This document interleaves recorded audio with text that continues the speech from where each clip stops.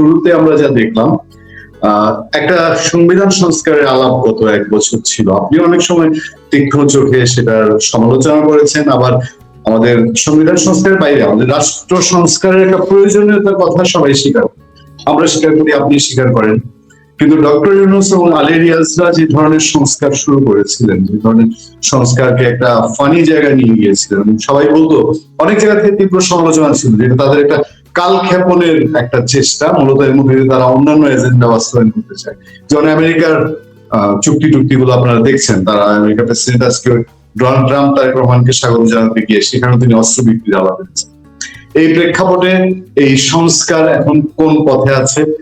আর আমি একজন রেফারেন্স দিয়ে বলি, মেজর হাফিজউদ্দিন আহমেদ বীর বিক্রম, তিনি একটা বক্তব্যে বলেছেন, এই আজকের কালের কণ্ঠ পত্রিকায় আছে, যে যদি বিএনপির কাছে মনে হয়েছিল যে বিএনপি যদি গণভোটে রাজি না হতো তাহলে এই সরকার গণভোটটা দিত না, জাতীয় নির্বাচনই দিত না, এটা বিএনপির কাছে প্রতীয়মান হয়েছে।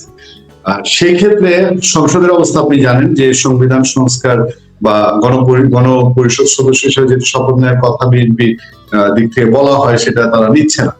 সার্বিক দিক মিলিয়ে গণভোট পরবর্তী আয়োজন কি পণ্ড হচ্ছে কিনা, ডক্টর ইউনূস আলী রিয়াজদের সংস্কারের কি হবে, আমি একটু আপনার কাছে বিশ্লেষণ জানতে চাই। মেজর জাহাঙ্গীর। ধন্যবাদ পূর্ণিয়া, ধন্যবাদ এই নির্বাচনোত্তর আরেকটি আলোচনা করে দেওয়ার জন্য। যদিও নির্বাচনের দিন রাত্রে আমরা কথা বলেছিলাম, সেদিনও আমি প্রত্যাশা করেছিলাম যে জামাত ইসলাম 160 থেকে 70টি আসন পাবে। আমার সেই প্রত্যাশা ভুল প্রমাণিত হয়েছে। তার জন্য আমি জনগণকে ধন্যবাদ জানাই। আমরা তো প্রত্যাশা করতেই পারি, আমরা তো অনেক কিছু প্রত্যাশা করতে পারি। আমরা তো প্রত্যাশা করেছিলাম যে গণভোট হবে, গণভোটে যারা জয়ী হবে বা না হবে, এবং না জয়ী হলে বাংলাদেশের এই স্বাধীনতার এই সংবিধান সংস্কার হবে না, সংবিধান বাতিল করার সুযোগ সৃষ্টি হবে না। এটাও তো আমাদের প্রত্যাশা ছিল। এটাও তো আমাদের প্রত্যাশা ছিল যে গণভোট জয়ী হইলে এই দেশের একটি সাংবিধানিক সংস্কার হবে। একটা জিনিস পূর্ণিয়া, একজন সিনিয়র সাংবাদিক হিসেবে বলি, এই বর্তমান নির্বাচনটা তো কোনো সাংবিধানিক নির্বাচন হয় নাই। এটা তো বর্তমান বাংলাদেশ সংবিধান অধীনে কোনো নির্বাচন হয় নাই। এটাই তো ছিল ডক্টর ইউনূস, আলী রিয়াজ বা খলিলদের ষড়যন্ত্রের ফসল। এই নির্বাচনটা তো আওয়ামী লীগকে বাদ দেওয়ার জন্য, আওয়ামী লীগকে রাজনীতি থেকে দূরে রাখার জন্য আলী রিয়াজ, খলিল এবং ডক্টর ইউনূসের সুদূর প্রসারী ষড়যন্ত্রের ফসল। এখানে তারা ষড়যন্ত্র করে এই নির্বাচনটা করেছে। সংবিধানের সঙ্গে কোনো সম্পর্ক নাই। কারণ সংবিধান মোতাবেক, বাংলাদেশের যে বিদ্যমান সংবিধান আছে, সেই সংবিধান মোতাবেক এখনো বাংলাদেশের বৈধ প্রধানমন্ত্রী শেখ হাসিনা, সাংবিধানিক প্রধানমন্ত্রী। এতে আপনি যত কিছু আমার অসুস্থ বলতে পারেন, এখনো বাংলাদেশের যে সংসদ বিদ্যমান সেটি হলো আওয়ামী লীগের সংসদ, যেটা 2024 সালে নির্বাচিত হয়েছিল। সংবিধান যদি আপনি মানেন, কিন্তু বর্তমান যে নির্বাচনটা হয়েছে, সে নির্বাচন হয়েছে ঐক্যমতের ভিত্তিতে। রাজনৈতিক দলগুলো একটি ঐক্যমতের ভিত্তিতে 5ই আগস্ট সরকার পরিবর্তনের পরে যে বিপ্লবটা হয়েছে, সে বিপ্লব উত্তর জনগণের ইচ্ছার প্রতিফলন হিসাবে, জনগণ সকল শক্তির উপরে, জনগণ বাংলাদেশের মালিক, সে মালিক পক্ষের ইচ্ছার অভিপ্রায় অনুযায়ী 5ই আগস্টের জনগণের প্রত্যাশা অনুযায়ী এই নির্বাচনটা হয়েছে। তাদের প্রত্যাশা অনুযায়ী অন্তর্বর্তী সরকার করতে হয়েছিল, এবং অন্তর্বর্তী সরকার জনগণের প্রত্যাশা অনুযায়ী এই নির্বাচনটা দিতে বাধ্য হয়েছে। এতে কোনো দ্বিমত নাই। এবং এই নির্বাচন আদায় করার পিছনে সকল কৃতিত্ব যদি দিতে হয় বিএনপিকে। বিএনপি সেই দাবি করে সরকারকে বাধ্য করেছে। প্রথম কথা ছিল ডিসেম্বরের আগে নির্বাচন হবে, সেটা পরবর্তীতে আপোস রফা করে লন্ডনে গিয়ে ডক্টর ইউনূস এটাকে 2 মাস পিছিয়ে এটা ফেব্রুয়ারি 12 তারিখে নিয়ে গেছে। কিন্তু তার আগে পানি অনেক বেশি ঘোলা হয়ে গেছে। সেখানে বৃষ্টিতে ছাতার নিচে দাঁড়িয়ে এই দেশের তাবৎ রাজনৈতিক দলগুলো ডক্টর ইউনূসের পায়ের নিচে দাঁড়িয়ে দস্তখত করেছে তারা রাষ্ট্র পরিচালনা করবে ঐক্যমতের ভিত্তিতে। এখানে কনসেনসাস তৈরি করা হয়েছিল, এখানে একটা জাতীয় ঐক্য তৈরি করা হয়েছিল। যে ঐক্যের নেতৃত্ব দিয়েছিলেন ডক্টর ইউনূস এবং সকল রাজনৈতিক দলগুলো তার সেই কাঙ্ক্ষিত ঐক্যমতে দস্তখত করেছিল। আলী রিয়া যেভাবে ডিক্টেট করেছে, যেভাবে আমি তোমার অনেকবার প্রতিবাদ করেছি আলী রিয়াজকে নিয়ে, আলী রিয়াজ বক্তব্যের প্রতিবাদ করেছি, সে আলী রিয়া যেইভাবে ড্রাফট করেছে, যেভাবে ডিক্টেট করেছে, সেই অনুযায়ী এই দেশের রাজনীতিবিদরা ঐক্যমত কমিশনের ঐক্যমত দস্তখত করতে বাধ্য হয়েছে। সেখানে একমাত্র এনসিপি দস্তখত করেন। এনসিপি বলছে আমরা গণভোটের পরে এটা দস্তখত করব। আজকে এনসিপি কে আপনি ক্রিটিসাইজ করছেন, কিন্তু এনসিপি তো তার কথা রেখেছে।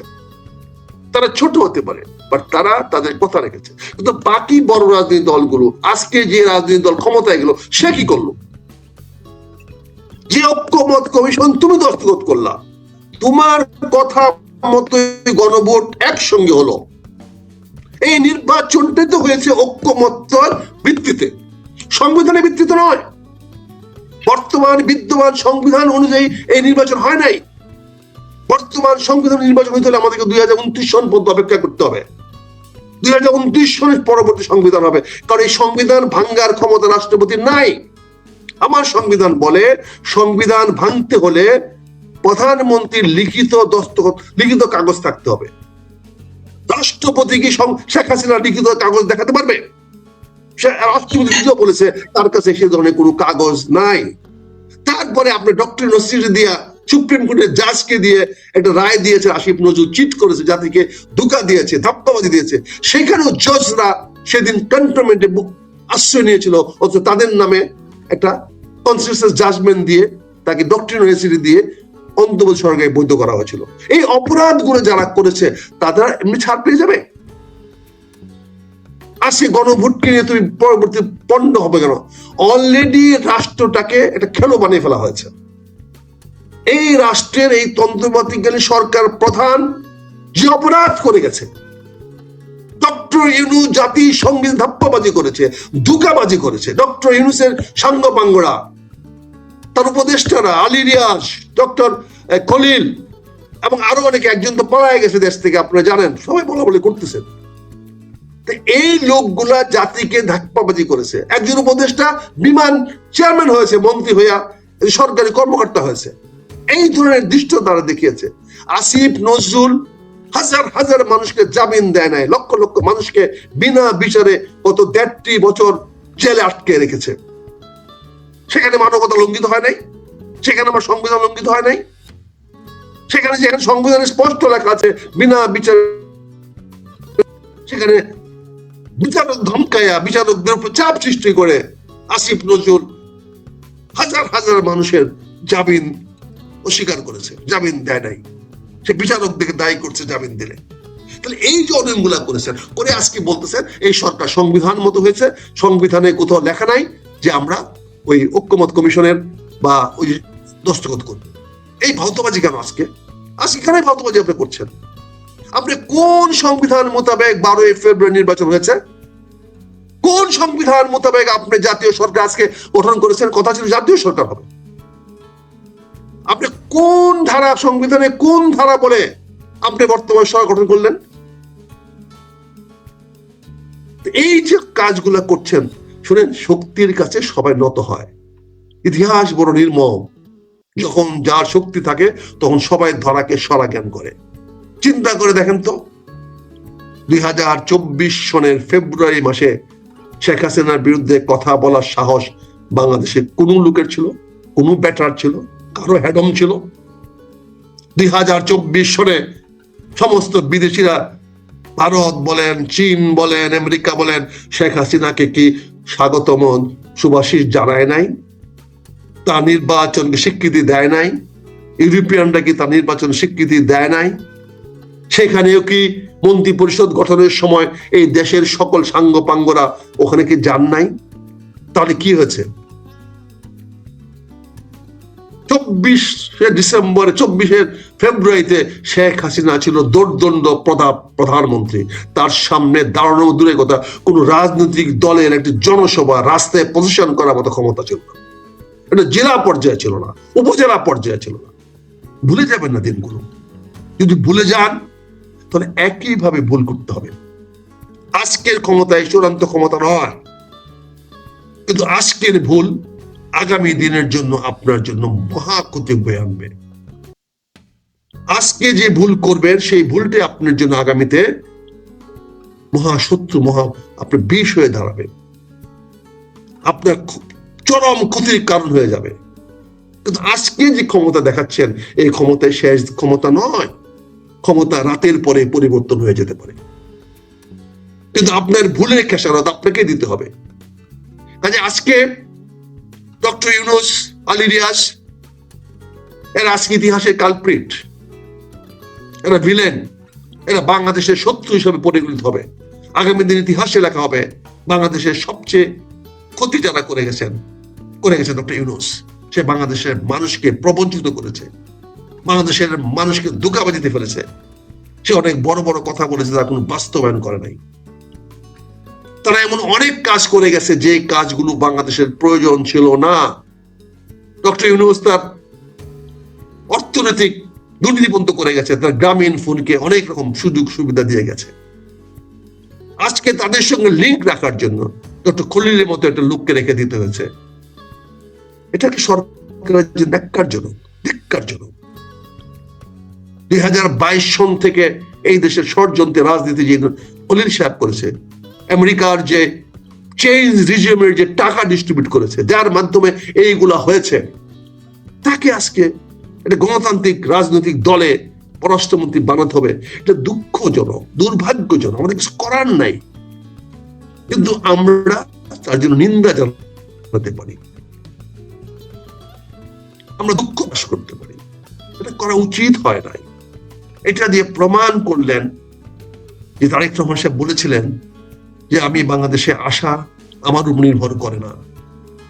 তার মানে প্রমাণ করলেন যে ওনার রাষ্ট্র সরকার চালানো ওনার উপর নির্ভর করে না, ওনার আশা যখন নির্ভর করে না, তখন আজকে সরকার পরিচালনা করাও, রাষ্ট্র চালানো জননেতা তারেক রহমান সাহেবের ইচ্ছার উপর নির্ভর করে না।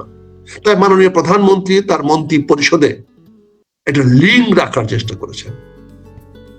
পতিত সরকার বা এই যে বিদায়ী সরকারের সঙ্গে একটা লিঙ্ক রাখার জন্য অনেকে বলছেন ডক্টর ইউনূসের লিঙ্ক থেকে গেল, যাতে ডক্টর ইউনূসের বিপক্ষে কোন রকম ব্যবস্থা না নেওয়া যায়, আসিফ নজরুলদের বিরুদ্ধে নেওয়া যায়, এনজিও সরকারদের বিরুদ্ধে কোনো ব্যবস্থা না নেওয়া যায়, এই জন্য লিঙ্ক হিসাবে এ থাকলো। অর্থাৎ সরকারের সকল সিদ্ধান্ত সে জেনে যাবে। এবং এমন একটি দপ্তর তাকে দেওয়া হলো যে দপ্তরের কাছে কোনো রাষ্ট্রের কোনো কিছু গোপন রাখা যাবে না। রাষ্ট্রের বই বিশ্বের সঙ্গে সংযোগ করার যে মাধ্যম পররাষ্ট্রমন্ত্রী, সেই পদটা দেওয়া হয়েছে না। এই কাজটা ঠিক হয় নাই, কাজটা জনগণ ভালোভাবে নেয় নাই। এটা আমার প্রতি অসন্তুষ্ট হতে পারে আমি কথাটা বলার জন্য, কিন্তু জনগণের পালস হলো জনগণ এটা ভালোভাবে নেয় নাই। কেন আপনাকে অতীত সরকারের সঙ্গে কানেকশন রাখতে হবে? কেন ওই সরকারের লোকদের দিতে হবে? তারা সচিবরা কি দোষ করছে? তাদেরকে কেন বাদ দিচ্ছেন? প্রধানমন্ত্রী সচিব আর সচিবদের কেন বাদ দিচ্ছেন? কেন স্বরাষ্ট্র বিভিন্ন মন্ত্রণালয় সচিবদেরকে বাদ দিচ্ছেন? কেন সাংবাদিকদের চাকরি আজকে খাচ্ছেন? কেন তাদেরকে বাদ দিচ্ছেন? তাহলে আপনি তো ইতিমুখে পরে তোমার বক্তব্য যেটা ছিল এই সংস্কার সঙ্গে আমি এই সংস্কার আমি কখনোই করব না। আমি সংস্কারের সঙ্গে এক মুহূর্তে আগে ব্যক্তিগত, কিন্তু আমার দল সহ সকল রাজনৈতিক দল ঐক্যমত কমিশনের নামে তারা দস্তখত করেছে, তারা জাতির সামনে ওয়াদা করেছে যে তারা এই কমিশনের যে ঐক্যমত হয়েছে সেটা বাস্তবায়িত করবে। এটা আজকে আমার দায়িত্ব। এই ঐক্যমত কমিশনের সিদ্ধান্ত বাস্তবায়িত হওয়ার জন্য আমাকে চেষ্টা করতে হবে, আমাকে আন্দোলন করতে হবে, প্রয়োজন আমার, কারণ এটা জাতীয় ঐক্যমত হয়েছিল, জনগণের প্রত্যাশা ছিল, এবং জনগণ হ্যাঁ ভোট দিয়ে এবার ঐক্যমত কমিশনকে লিগালাইজ করেছে, তাদের প্রত্যাশাকে আমার সামনে তুলে ধরেছে। জনগণ হ্যাঁ ভোট জয়ী হয়েছে। 4,80,00,000 মানুষের সিদ্ধান্তকে আপনি অবজ্ঞা করবেন, আর অবজ্ঞা করে আপনার সরকারি ক্ষমতায় চালিয়ে যাবেন, এত বড় হ্যাডম আপনি দেখাতে পারেন। সময় বলে দিবে কার হ্যাডম কতটুকু আছে। আমরা সময়ের জন্য অপেক্ষা করবো। আমরা সরকারকে বাধা দিব না, এই সরকারের জন্য কোনো প্রতিকূল অবস্থা তৈরি করব না, কিন্তু আমরা জনগণের কাছে গিয়ে বলবো এই সরকার জনগণের প্রত্যাশা পূরণ করে নাই, এই জনগণ সঙ্গে প্রতারণা করেছে। জনগণকে হ্যাঁ ভোট দিতে বলে, সংস্কার করবে বলে জনগণকে ধোঁকা দিয়ে তারা ভোট নিয়ে তারা আজকে সরকার গঠন করে জনগণের প্রত্যাশাকে অস্বীকার করছে। এই কথাগুলো আমরা জনগণের দ্বারে দ্বারে ঘরে ঘরে গিয়ে বলবো, আমরা প্রতিবাদ করব। আমরা সরকারকে কোনো কাজে বাধা দিব না। এই সরকার ছাড়া 5 বছর থাকবে, আমাদের কোনো আপত্তি নাই, কিন্তু সরকারকে আমরা আগামী নির্বাচনে মুখে নিয়ে দাঁড় করাবো যে এই সরকার প্রতারক সরকার, এই সরকার কথা দিয়ে কথা রাখে নাই, এই সরকার জনগণের ভোট নিয়ে গিয়ে জনগণের সঙ্গে প্রতারণা করেছে। এরকম একটা অবস্থা আগামী 5 বছরে নিয়ে আমরা তাকে দাঁড় করাবো, জনগণ পরবর্তী সিদ্ধান্ত যেন সঠিকভাবে দেয়।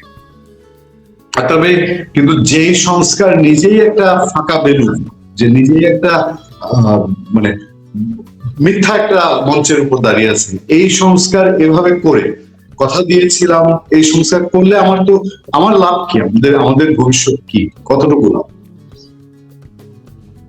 বাবারে, আমি তো একটা মেয়েকে কথা দিয়েছি যে তুমি যদি আমার সঙ্গে চলে আসো আমি তোমাকে বিয়ে করব। চলে আসার পরে যখন আপনি তাকে বিয়ে করেন না, তাহলে কি আপনি প্রবঞ্চক নন? আমি তো সংস্কার নিয়ে প্রশ্ন করছি না, সংস্কারের সঙ্গে আমি তো বলছি একমত নই, কিন্তু ওনারা কেন দস্তখত করলেন? জামাত ইসলাম তো বলতেছেন আমি সংস্কার মানি না, দস্তখত করেছেন, ভুল হোক ভ্রান্তি হোক ভালো হোক না হোক, তারা সরকারের সঙ্গে সহমত পোষণ করে সংস্কার করছে। কিন্তু বড় একটি রাজনৈতিক দল যারা আজকে সংস্কার করবে না, সংস্কারের সে কথা সে শপথ নিচ্ছে না, তারা সেদিন কেন ছাতি মাথায় দিয়ে দুজনে মিলে দস্তখত করলো? তারা তো ছাতি মাথায় দিয়ে বৃষ্টির মধ্যে সেই চিত্রকে আমরা ভুলে গেছি। মেজর হাফিজ যেটা বললেন যে বিয়েটাও তো প্রতারণার অ্যারেঞ্জমেন্ট এখানে ছিল, না গেলে ওখানে না গেলে তো মুশকিল। তাহলে তুমি প্রতারক, তুমি প্রতারণা করেছো, আমরা তোমাকে প্রতারক বললে তুমি মেজর হাফিজ তো স্বীকার করে নিলেন যিনি প্রতারণা করেছেন, উনি জাতিকে ব্লাফ দিয়েছেন, ধোঁকা দিয়েছেন, উনি তো পরিষ্কার করে দিয়েছেন এই সরকারের তো উনি আর থাকার অধিকার উনি রাখেন না। মেজর হাফিজ এই বক্তব্য বলার পরে আমি মনে করি উনি এই সরকারে থাকার যোগ্যতা হারিয়ে ফেলেছেন। উনি স্বীকার করেছেন উনি জনগণের সামনে প্রতারণা করে এই হ্যাঁ ভোট জনগণের কাছে চেয়েছেন। জনগণকে প্রতারণা করার জন্য মেজর হাফিজ হ্যাঁ ভোট দিতে জনগণকে বলেছে। ফলে জনগণের সামনে যিনি প্রতারণা করেছেন তাকে তো এই রাষ্ট্রীয় ক্ষমতায় থাকা যায় না। আমি তো মনে করি এই সরকারে থাকার যোগ্যতা মেজর হাফিজ হারিয়ে ফেলে। উনি আমার সিনিয়র অফিসার, এত বড় কথা বলতে চাই না, কিন্তু মেজর হাফিজ যে কথাটা বলেছেন এই কথাটা কোন অবস্থাতে গ্রহণযোগ্য হতে পারে না। দলের সরকারে বললেন। আমি শেষ আপনার কাছে জানতে চাই যে গত সরকারের অনেকের বিরুদ্ধে দুর্নীতি, অনিয়ম, অপ্রশাসন, আপনি নিজেও বলছেন যে বিনা বিচারে মানুষকে জেলে আটকে রাখা, এই অভিযোগগুলো আছে।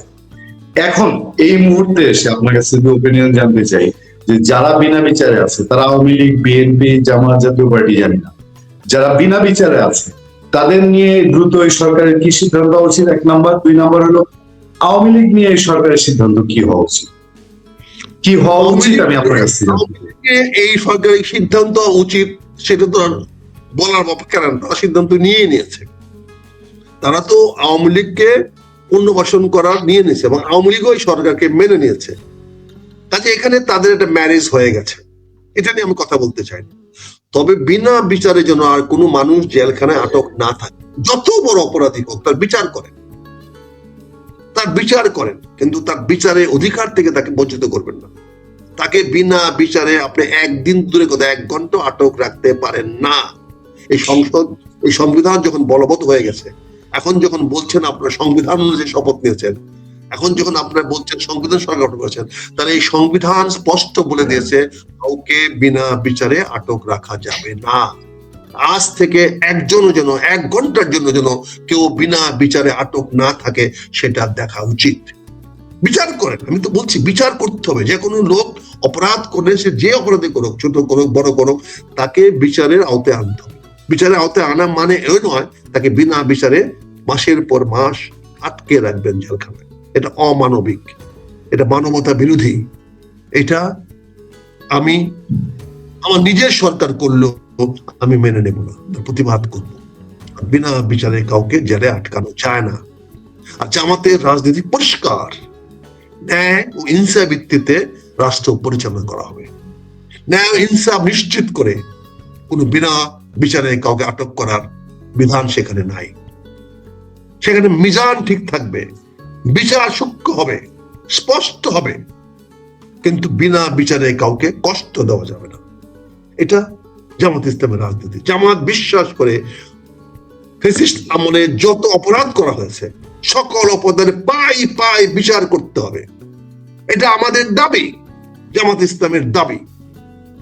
কিন্তু আবার আমি বলবো, বিনা বিচারে কাউকে আটকানো যাবে না।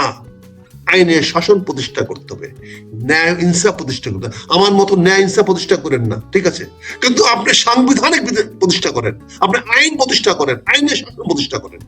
আমি আপনার কাছ থেকে আইনের শাসন চাইতে পারি, এটা আমি প্রত্যাশা করতে পারি।